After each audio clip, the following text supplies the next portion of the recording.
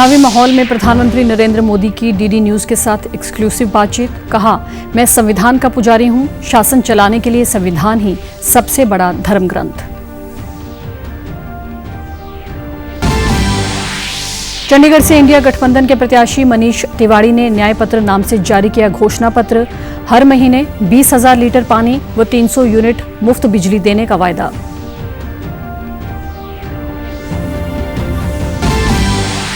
और गर्मी ने इस साल तोड़े सभी रिकॉर्ड। दिल्ली सहित उत्तर भारत में पारा 45 से 47 डिग्री पार। पंजाब हरियाणा के स्कूलों में आज से 8वीं तक के बच्चों की छुट्टियां घोषित। नमस्कार, चंडीगढ़ से आपका स्वागत है। मैं हूं भानुप्रिया। अब समाचार विस्तार से। प्रधानमंत्री नरेंद्र मोदी ने आज प्रभु जगन्नाथ की नगरी पुरी में डीडी न्यूज के साथ एक्सक्लूसिव बातचीत की। हमारी senior consulting editor Reema Parashar के हर उस सवाल का जवाब दिया जो आज के इस चुनावी माहौल में जरूरी है। सबसे पहले पीएम ने डीडी न्यूज के दर्शकों को शुभकामनाएं दी। इस दौरान पीएम ने संविधान पर खुलकर बातचीत की। उन्होंने कहा कि वो संविधान की पूजा करते हैं, उनके लिए संविधान सरकार चलाने का धर्म ग्रंथ है। प्रधानमंत्री ने इस मौके पर कांग्रेस को भी घेरा और कहा कि कांग्रेस के परिवार ने संविधान का चीरहरण किया है। सर झुका करके प्रणाम करता हूं कि उन्होंने देश को ऐसा संविधान दिया कि एक चाय वाले का बेटा, एक गरीब मां का बेटा, और मेरे देश के लोकतंत्र की ताकत देखिए कि उसने उसे प्रधानमंत्री बना दिया। मेरे लिए तो संविधान शासन चलाने का सबसे बड़ा धर्म ग्रंथ है। संविधान को अगर किसी ने बर्बाद किया है, इस परिवार ने किया है, खुद के उपयोग के लिए किया है। साथ ही प्रधानमंत्री ने कहा कि पद किसी प्रतिष्ठा के लिए नहीं होता, बल्कि इसके लिए जीवन खपाना पड़ता है। उन्होंने कहा कि जब नीयत साफ होती है तो नतीजे शानदार होते हैं। प्रधानमंत्री ने फिर दोहराया कि इस बार उनकी सरकार 400 पार के विशाल आंकड़े के साथ बनेगी। सत्ता, पद, प्रतिष्ठा उसी के इर्द गिर्द खोए रहते हैं कि पद ये कार्यभार है, पद ये प्रतिष्ठा के लिए नहीं होता है, जीवन खपाना होता है। अब जो चरण शुरू हुए हैं वो हमें 400 पार जाने की मजबूती दे रहे हैं। आज भी मैं मतदाताओं से कहूंगा, भारी मतदान करें, जी भर करके मतदान करें, देश के लिए मतदान करें। इस दौरान नारी शक्ति के बारे में प्रधानमंत्री ने कहा कि देश की नारी शक्ति में बहुत ताकत है। ये आधी आबादी सिर्फ अवसर की तलाश कर रही है जो उनकी सरकार उन्हें दे रही है। प्रधानमंत्री ने दावा किया कि 4 चरण के चुनाव में ये तय हो गया है कि गठबंधन का हाल बुरा होने वाला है। लोकसभा के 5वें चरण का मतदान जारी है। लोकतंत्र के महापर्व के 5वें दौर में मतदाता बढ़ चढ़कर हिस्सा ले रहे हैं। मतदान सुबह 7 बजे से शुरू हो गया। लोकतंत्र के पर्व में लोग जिस तरह से बढ़ चढ़कर हिस्सा ले रहे हैं, मतदान शुरू होने से पहले ही भारी संख्या में लोग अपना बहुमूल्य वोट देने के लिए कतारों में खड़े हुए नजर आए। जम्मू कश्मीर की बारामूला सीट की बात करें तो यहां मतदाता अपने मत का उपयोग कर रहे हैं। इसके साथ साथ उत्तर प्रदेश में भी मतदाता कतार में लगे हुए दिखाई दिए। महाराष्ट्र की 13 सीटों पर भी वोटिंग जारी है, जबकि ओडिशा की हम बात करें तो यहां 35 विधानसभा क्षेत्र और उसके साथ साथ 5 लोकसभा सीटों पर मतदान चल रहा है।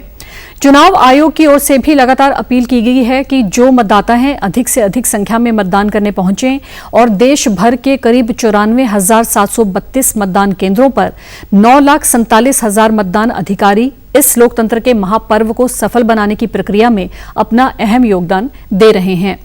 प्रधानमंत्री नरेंद्र मोदी ने मतदाताओं से बढ़ चढ़कर मतदान करने की अपील की है। एक्स पर अपने संदेश में उन्होंने कहा कि लोकसभा चुनाव के 5वें चरण में 8 राज्यों और केंद्र शासित प्रदेशों की 49 सीटों के लिए वोट डाले जाने हैं। इस चरण में सभी मतदाताओं से मेरा अनुरोध है कि अपना वोट जरूर डालें, मतदान का एक नया रिकॉर्ड बनाएं। महिला और युवा वोटर से भी विशेष अपील की कि लोकतंत्र के इस महोत्सव में बढ़ चढ़कर हिस्सा लें। भाजपा के राष्ट्रीय अध्यक्ष जेपी नड्डा ने कल कैथल में आयोजित विजय संकल्प रैली में शिरकत की। इस दौरान उन्होंने कहा कि इतनी भीषण गर्मी में भी आप लोगों में जो जोश देख रहा हूं, वह मुझे विश्वास दिला रहा है कि आपने नवीन जिंदल को दिल्ली भेजने का मन बना लिया है। उन्होंने कहा कि प्रधानमंत्री के नेतृत्व में सिर्फ हरियाणा व देश ही नहीं बदला, बल्कि देश की राजनीति और कार्य करने का तरीका बदल गया। आज हर भारतीय प्रधानमंत्री नरेंद्र मोदी के नेतृत्व में देश को विकसित राष्ट्र बनाने का संकल्प लेकर चल पड़ा है। आज देश सबका साथ, सबका विकास, सबका विश्वास के मूल मंत्र के साथ आगे बढ़ रहा है। दुनिया भर में विषम परिस्थितियां होने के बावजूद भारत 11वें से 5वें नंबर की अर्थव्यवस्था बन गया है। उन्होंने विपक्ष पर परिवारवाद, धर्म और जाति आधारित राजनीति करने का भी आरोप लगाया। नागरिक उसके मन से क्या निकलता था? उसके मन से यह निकलता था कि इस देश में कुछ नहीं बदलने वाला है। लेकिन 10 साल के अंदर इतना बड़ा अंतर आया है कि आज मोदी जी के नेतृत्व में सारा देश विकसित भारत के संकल्प को लेकर के अपने संकल्प को पूरा करने चल पड़ा।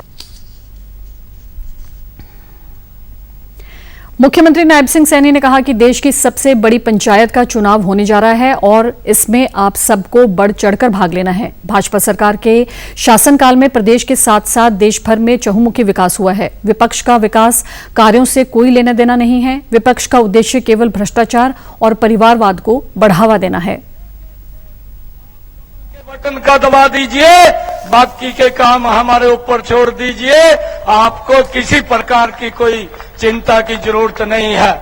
जो हरियाणा का सबका साथ, सबका विकास लेकर के बड़ी गति से विकास हुआ है, उस विकास की गति को बढ़ाने का काम आप सबके आशीर्वाद से करेंगे। उन्होंने कांग्रेस पर भ्रष्टाचार के आरोप लगाते हुए कहा कि कल तक जो एक दूसरे से लड़ते थे, आज एक साथ होकर चुनाव लड़ रहे हैं।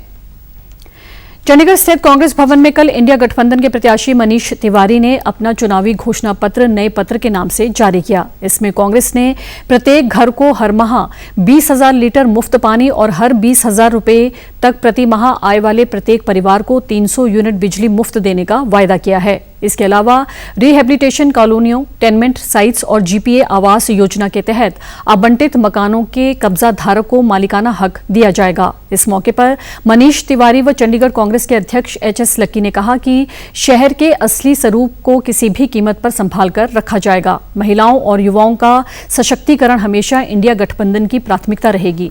सरकारी स्कूलों व कॉलेजों में शैक्षिक संस्थानों और सुविधाओं को बेहतर बनाया जाएगा ताकि ये संस्थान अपने विद्यार्थियों को सर्वश्रेष्ठ शिक्षा प्रदान कर सकें।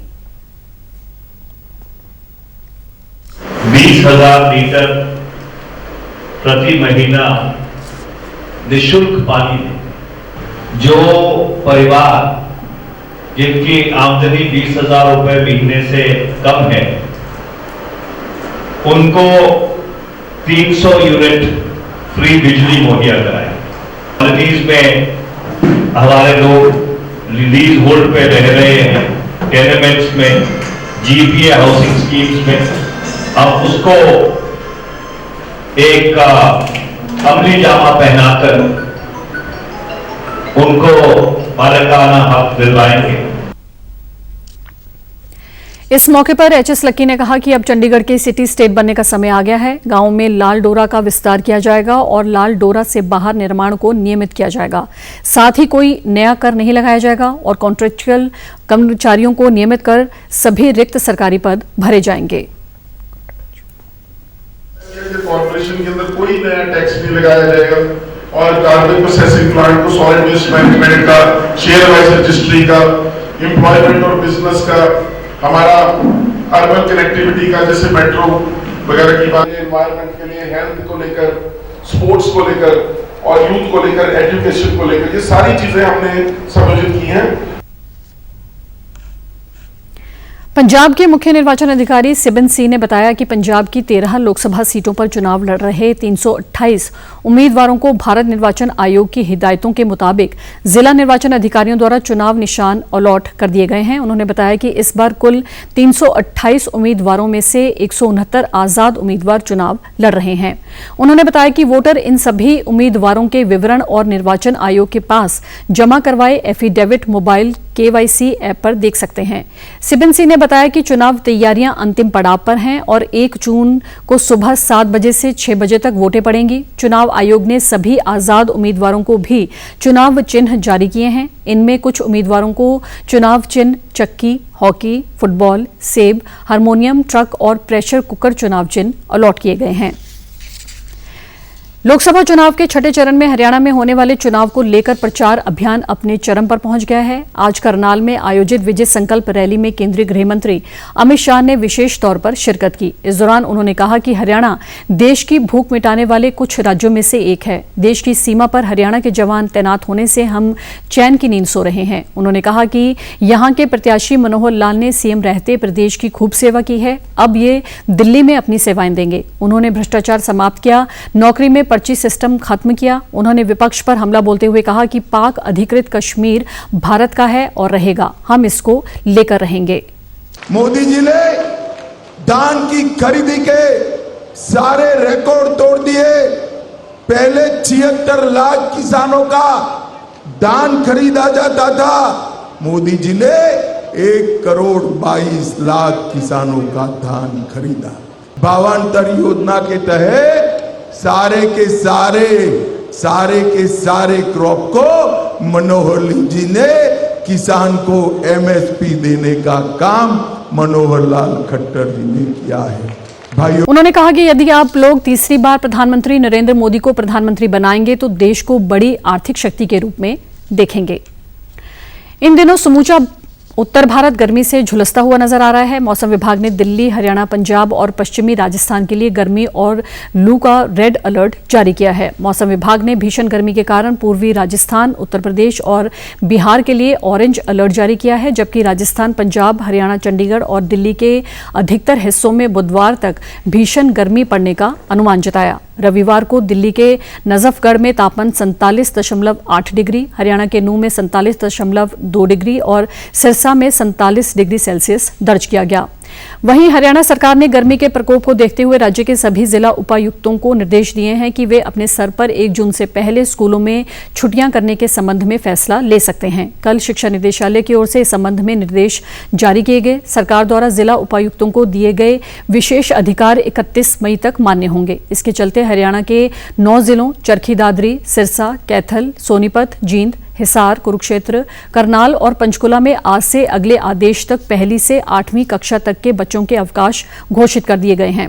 मौसम विभाग का कहना है कि प्रदेश में 25 मई से नौतपा भी शुरू होगा, जिससे तापमान में 2 से 3 डिग्री की बढ़ोतरी हो सकती है। विभाग ने लोगों को सावधान रहने और खुद को हाइड्रेट रखने के लिए अधिक से अधिक पानी और तरल पदार्थ पीने की सलाह दी है। उधर दक्षिण पश्चिमी मानसून में देश के दक्षिणी छोर निकोबार द्वीप में दस्तक दे दी है। इसके 31 मई को केरल पहुंचने की उम्मीद है, जिससे वहां 5 दिन भारी बारिश का अनुमान जताया गया है।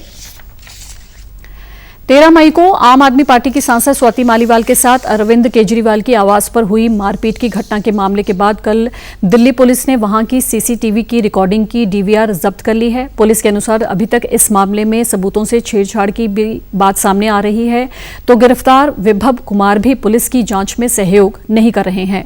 इस पूरे मामले में केजरीवाल की खामोशी सबसे बड़ा मुद्दा बना हुआ है, जिसके चलते भाजपा अरविंद केजरीवाल के मौन पर गंभीर सवाल खड़े कर रही है। केंद्रीय मंत्री और भाजपा नेता अनुराग ठाकुर ने केजरीवाल सरकार पर तंज कसा। उन्होंने कहा कि केजरीवाल सरकार ने भ्रष्टाचार के नाम पर आंदोलन किया, लेकिन ये सरकार खुद भ्रष्ट है।